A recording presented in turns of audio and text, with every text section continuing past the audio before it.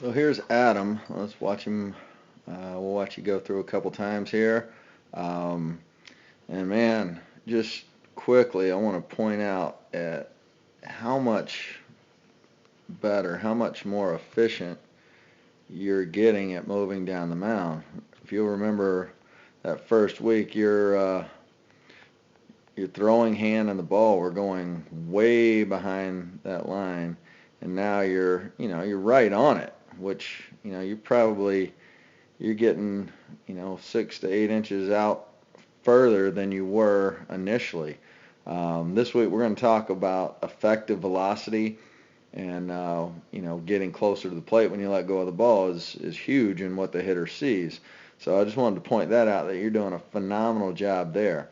We still want to look at, so how do we continue to see increases in velocity? What are the little pieces of the puzzle that we can, clean up a little bit to get even faster moving parts to generate as much power, as much force as we can on the baseball? Okay, so there's a couple small things, couple of movements. This is great right here. You're in a great position here. As we get just beyond this, I want you to see how you become, we talked about front hip dominant. So you're going to see your front legs at, really right at this point coming out of leg kick. That's when you're going to see, your front hip start to swing open and away from the back hip. So what that tells us is going on is that back hip kind of gets to about right there and then it quits. Okay, so we want to be a little more dominant with the back hip at this point, but your front hip takes over and starts pulling you at that point.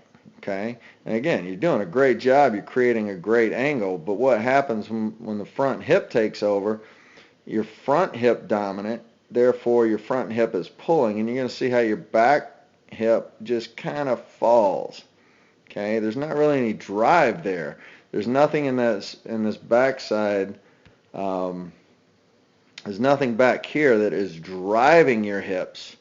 Rather, they're just kind of reacting. See how it just kind of rolls because it's being pulled rather than it being in a position to drive the hips open is what we would want to see. So if we just focus on the lower half of your body, okay, and I'll try to speed it up, forget what the upper body's doing right now and look at the lower half. What we'd want to see in the lower half is that, okay, right here, we want to see this move. Okay, I want to see those hips come flying through. And the way we do that is through the back hip pressing into the ground. That's got to be pushing us to that point. But you'll notice the way you get there is almost at landing. Your front hips kind of pulling you there. Okay, so we're losing some power coming out of the ground that way. So what we want to work on, I got a drill we'll do this week that really focuses on, getting to this point, but not letting the back hip quit, but encouraging the back hip to really drive the hips open.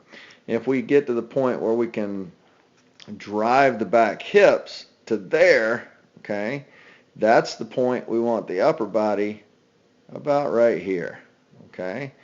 So again, a lot of this is just getting the pieces of the puzzle timed up. We want to create that move explosively, and now the upper body's here ready to come through. Okay, so hopefully that makes sense. We've talked about segmented rotation, meaning we're going to rotate this area first, then this area, then this area, then this area. Okay, so the body, we want to rotate in segments. You'll see because the front hip pulls us, back hip and trunk all come together, and then the arm closely follows. So we're not creating all these different segments of movement. That being said, dude, you're getting further down the mound much more explosively. There's a lot more power there. Your upper body is synced up very nicely. You're getting, the glove side pulling there through, looks good. You know, Pieces, again, we got to clean up timing, and we want to make sure that when we do land, that sticks. And you do a decent job. You drift just a little because the weight's still got to get there.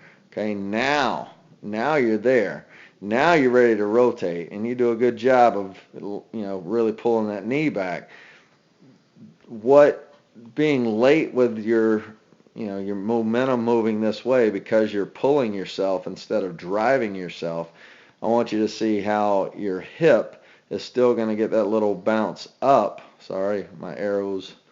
Your hip's going to bounce up and over rather than around. You're going to see that right here as the weight has to get all the way forward and that bounces up and over. See how it's going? So here are your hips right here. They're going to bounce up and over rather than getting established there and rotating around. There we go.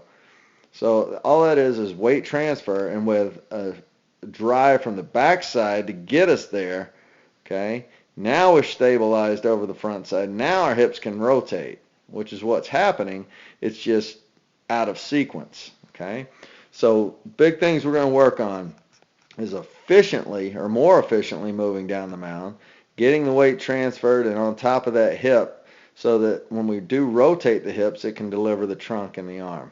Okay? All that's going to do is take our, basically take our release point here and it's going to put it out here a little bit further. So when we start talking about effective velocity, you're going to be even closer to the plate.